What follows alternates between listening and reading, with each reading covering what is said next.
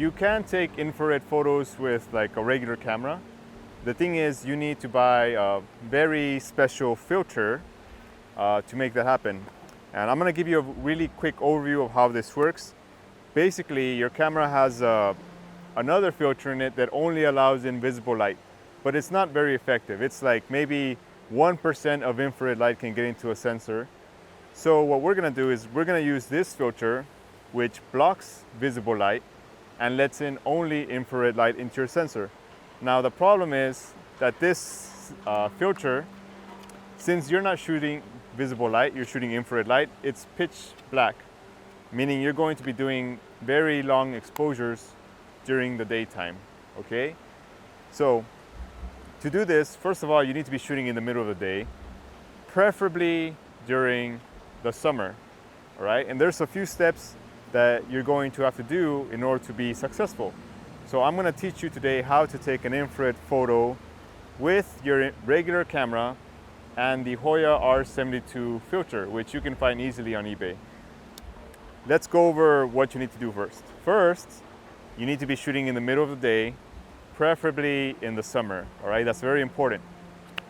Second, you're going to need to set the white balance different than what you usually set. So I'm gonna teach you how to do that right now. First, you need to point your camera to something green, like the grass or the trees, but it has to be all green. So right now, I'm gonna point my camera to the grass, just like that.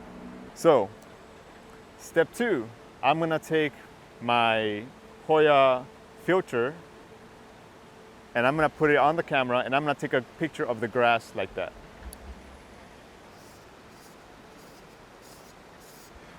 I pointed my camera to the grass. I put the Hoya R72 filter on it. Now we don't know the exposure, so we're gonna have to like hit and miss. We're gonna keep taking pictures until we get exposure of the grass right. Okay, so I figured out the exposure for my grass. Now, this is something you're gonna have to play around. It's not gonna be the same for everybody depending on the lens or whatnot.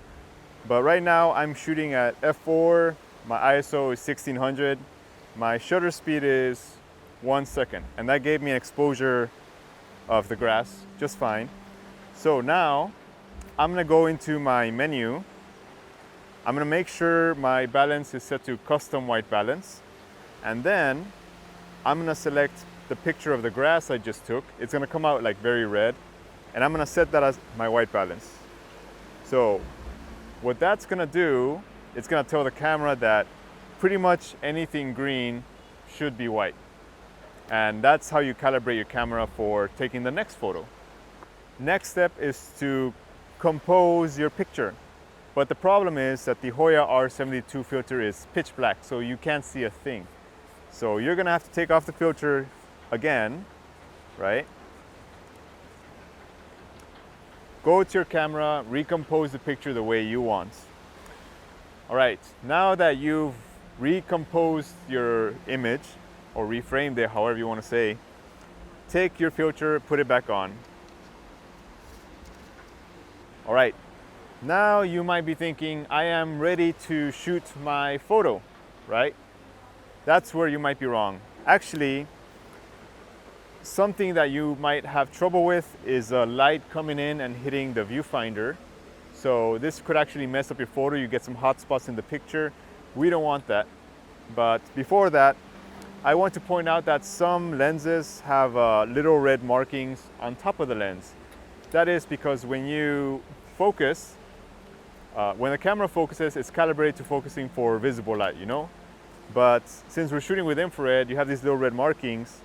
Those markings indicate where you should be focusing if you're shooting in infrared, which we are. So we try to focus before like regular, but now I'm going to move the focus according to the markings on my lens. And I'm shooting at 24 millimeters.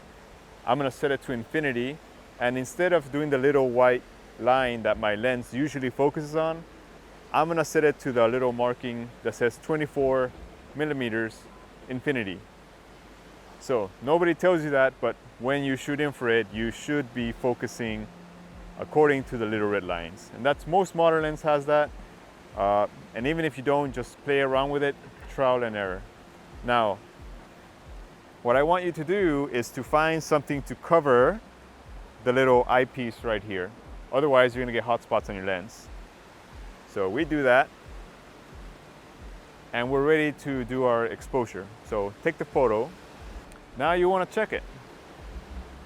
It might be very underexposed, so we're gonna increase the exposure depending. This is something you gotta play around with. Like, I can't give you an exposure, I can't give you settings. You just gotta keep playing with the settings until you get the photo to look correctly. This time I'm exposing for 10 seconds and see how that comes out. So, it turns out that for my camera, the settings, the exposure was 10 seconds, and that's pretty good. But something I found out when I edit in Lightroom is that sometimes I think the photo is exposed, but when I edit on the computer, it's actually overexposed. So what I'm gonna do is actually I'm gonna expose to the left, not the right, expose to the left. That means I'm actually gonna decrease my exposure by a few seconds. Please be sure to shoot multiple times to make sure you don't make mistakes. And right now, that's basically it. I mean, that's really all you have to do when you're shooting infrared filter. There's benefits to shooting with a modified infrared camera. I do have one.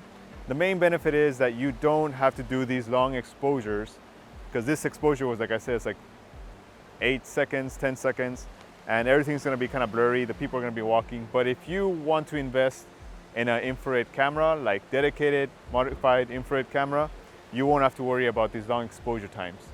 So if you want to know how to edit this picture, I already uploaded a video on how to edit infrared images. But next time I'll be making a video on how to shoot with a modified infrared camera, which is what I have.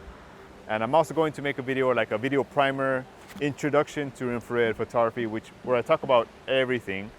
And yeah, right now I hope you guys found this useful. And if you have any questions, please be sure to ask me, and I'll see you.